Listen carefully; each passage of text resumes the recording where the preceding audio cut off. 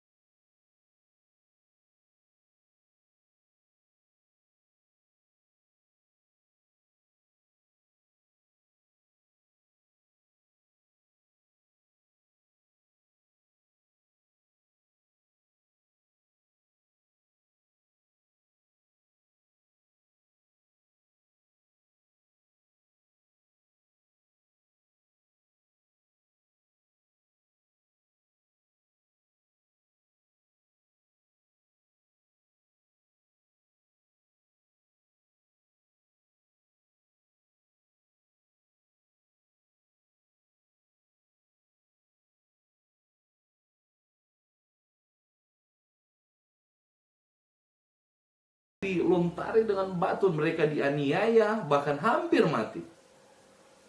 Demikianlah pengalaman ataupun pelayanan kita ketika memuridkan orang lain. Inilah suka duka untuk memuridkan orang lain. Tetapi bagaimana ajaran Yesus? Bagaimana nasihat Yesus mengenai pemuridan ini?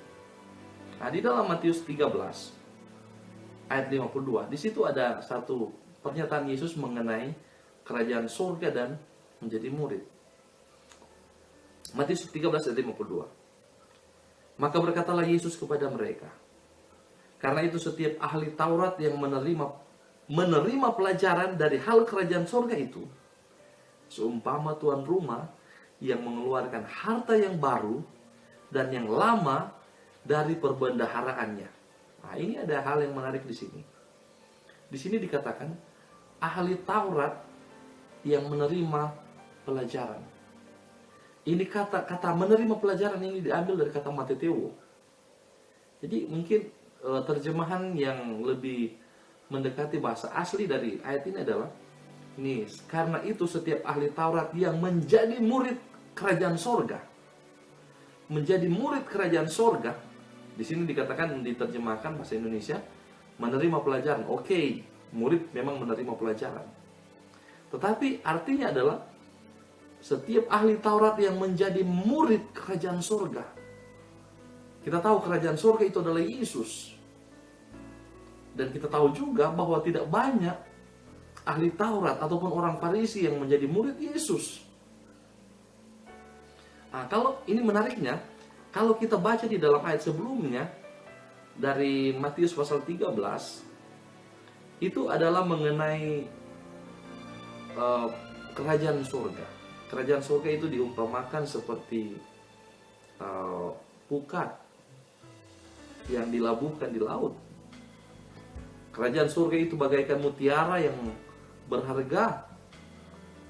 Dan sebelumnya di dalam ayat 44 dikatakan bahwa kerajaan surga itu seperti ataupun seumpama harta yang terpendam di ladang. Ketika seorang menemukan harta itu, dia pergi menjual seluruh miliknya, kemudian membeli ladang itu. Ini oleh karena dia punya rasa senang, sukacita, dia membeli ladang itu, menjual semua yang dimiliki untuk membeli ladang itu. Tetapi di dalam ayat 52 dikatakan, orang ahli Taurat yang menerima pelajaran, yang menjadi murid kerajaan Allah, kerajaan surga, itu seumpama tuan tanah. Tuan tanah di mana harta itu tersimpan. Jadi kalau di dalam ayat 44 dikatakan, orang yang menemukan dia harus jual semua miliknya. Sementara untuk ahli-ahli Taurat, mereka lah yang mempunyai ladang itu. Tidak perlu menjual akan segala sesuatu kepunyaan mereka. Itu milik mereka loh, itu milik mereka. Makanya dikatakan ini ahli Taurat yang menjadi murid kerajaan surga. Mereka seumpama tuan rumah. Tuan rumah apa? Mengeluarkan harta yang baru. Ini harta yang baru dan yang lama. Ini kata harta sama dengan kata harta thesaurus atau thesaurus di ayat 44. Harta. Mereka punya double. Harta yang double. Harta yang mereka punya, kemudian harta yang di ladang itu. Tetapi menariknya, cuma sedikit orang ahli-ahli Taurat dan orang Farisi yang menjadi murid Yesus. Dan salah satu yang sangat berkesan, yaitu Nikodemus, seorang yang datang malam hari. Kemudian dia meminta pencerahan dari Yesus mengenai hal kerajaan surga. Baik, mari kita lihat lagi. Di dalam Matius 27 ayat 57. Di situ ada contoh seorang yang menjadi murid. Kita akan kembali kepada ahli Taurat, orang Farisi sebentar. Di dalam Matius 27 ayat 57. Ini adalah peristiwa sesudah kematian Yesus di kayu salib. Ketika itu hari Sabat akan segera datang. Kemudian permasalahannya adalah Yesus sudah wafat, tergantung di salib, tetapi tidak ada orang yang berinisiatif untuk mengatur ataupun mengurus jenazah dari Yesus. Ayat 57 dikatakan, menjelang malam datanglah seorang kaya. Ayat lain dikatakan orang yang berpengaruh, dia anggota dari majelis besar. Orang Arimatea, berasal dari Arimatea, yang bernama Yusuf. Kita kenal sebagai Yusuf dari Arimatea. Nah, yang menjadi penekanan adalah orang ini ataupun Yusuf dari Arimatea ini, dia telah menjadi murid Yesus. Matius 10 ayat 57, menjelang malam datanglah seorang kaya orang Arimatea yang bernama Yusuf, dan yang telah menjadi murid Yesus juga. Ternyata dia menjadi murid Yesus. Ya oke, dia bukanlah lingkaran dari 12 murid yang kita kenal sebagai Dodeka atau 12. Kita akan bahas berikut mengenai Dodeka. Tetapi dia telah menjadi murid Yesus dari antara banyak orang yang juga menjadi murid Yesus. Apa yang dia buat? Dia pergi menghadap Pilatus. Dia sudah menjadi murid, dia pergi menghadap Pilatus untuk meminta mayat Yesus. Di dalam catatan Yohanes dikatakan bahwa dia memberanikan diri. Mungkin ada ketakutan di situ. Tetapi yang kita harus garis bawahi bahwa dia berusaha melawan ketakutan itu untuk meminta mayat Yesus. Kenapa? Oleh karena dia telah menjadi murid Yesus. Ketika kita menjadi murid Yesus, tidak ada yang kita takutkan. Tidak ada yang kita takutkan. Entah kita harus menginjil di hadapan para pembesar, entah kita harus membahayakan nyawa kita seperti Yusuf dari Arimatea, entah kita harus menghadap pembesar seperti ini, menghadap Pilatus untuk meminta mayat Yesus. Dia harus memberanikan diri. Oleh karena ya kita tahu Yesus mati dalam status sebagai seorang penjahat besar. Dalam status sebagai penjahat besar dalam tanda kutip. Tetapi dia datang untuk meminta mayat Yesus. Pilatus mengabulkannya. Mayat Yesus diturunkan, kemudian ayat 59, Yusuf mengambil mayat itu. Dia mengapani atau dia mengurus akan jenazah itu, mengapani dengan kain lenan yang putih bersih. Kemudian ada suatu hal yang menarik juga di sini, yaitu bersama dengan Yusuf dari Arimatea juga ada Nikodemus di sana. Kalau kita baca Yohanes 19, di situ ada cerita mengenai Yusuf Arimatea yang datang sembunyi-sembunyi karena takut kepada orang Yahudi. Dia berusaha untuk memberanikan diri. Kemudian di situ juga ada Nikodemus yang datang untuk mengurus mayat Yesus. Dia membawa campuran minyak mur, campuran ini ada minyak gaharu untuk mengurus jenazah dari Yesus Kristus. Nikodemus juga sudah menjadi murid Yesus sebelumnya. Dia adalah dari golongan ahli-ahli Taurat dan orang-orang Farisi yang menjadi murid Yesus. Bersama dengan dia Yusuf dari Arimatea. Mari kita kembali kepada Yusuf Arimatea.